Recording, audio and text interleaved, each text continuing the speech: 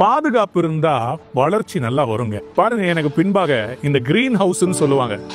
இந்த கிரீன் ஹவுஸ்ல பூக்களை கொண்டு வருகிற, பழங்களை கொண்டு வருகிற விசேஷமான சில தாவரங்களை உள்ளே பதப்படுத்தப்பட்ட நிலைமையில in a controlled environment they are allowing this beautiful plants to grow. Tomorrow they will bloom beautifully. இந்த பாருங்க, இதுக்காக தனியா மண்ணை கொண்டு வந்து இதற்காக விசேஷமா இவங்க செய்யறாங்க பாத்தீங்களா?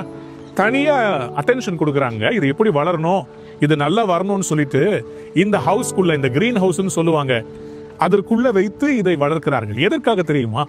ஒரு நாள் எல்லாரும் பார்க்கும்படி ரொம்ப அழகா இருக்கணும்ன்றதுக்காக சில நாள் மறைச்சு வைப்பாங்க.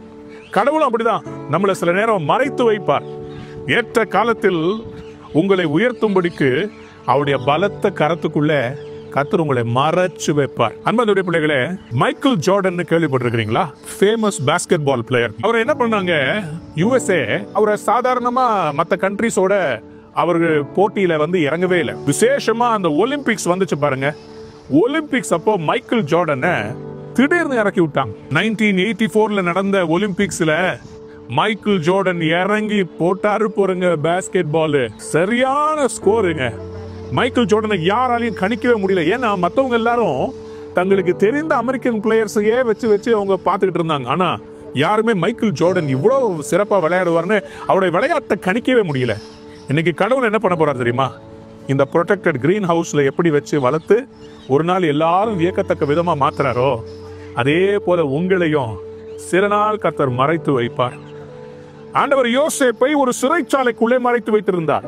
God protected Moses for 40 years in the wilderness. அவங்க மாமனாருடைய வீட்டுல இவரை பதுக்கி வச்சிருந்தார். இயேசு கிறிஸ்துவே 2 வருடம் 11 மாதம் எகிப்திலே அந்த நைல் நதி ஓரமாக ஒரு சிட்டியில அவர் மறைத்து வைக்கப்பட்டார். காரணம், ஏரோது அவருடைய உயிரை எடுக்கிறதுக்காக காத்துக்கிட்டு இருந்தான். சில நேரத்துல என்ன ஆண்டவரே, மற்றவங்க எல்லாம் முன்னாடி போயிட்டு இருக்கிறாங்களே, நான் பின்னாடியே இருக்கிற மாதிரி இருக்குது, என் வாழ்க்கையில வளர்ச்சி இல்லைன்னு சொன்னா ஆண்டவர் உங்களை மறைச்சு வச்சு ஸ்ட்ரெங்தன் பண்ணிக்கிட்டு இருக்கிறாருங்க.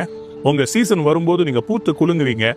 உங்களை கர்த்தர் உலகத்துக்கே வெளிச்சமா கண்மலையின் மேல வச்சு உங்களை கொண்டாடுவார். சங்கீதம் 27:5 சொல்கிறது, தீங்கு நாளிலே என்னை அவர் தமது கூடாரத்திலே வைத்து கண்மலையின் மேல் உயர்த்துவார். ஆம் பிரியமானவர்களே, இன்னைக்கு கர்த்தர் உங்களை கூடாரத்துக்குள்ள வச்சிருக்கிறாரு. நீங்க யாரு என்னன்றதை சீக்கிரமா ஆண்டவர் காண்பிக்க போகிறார். Silent time is not wasted time.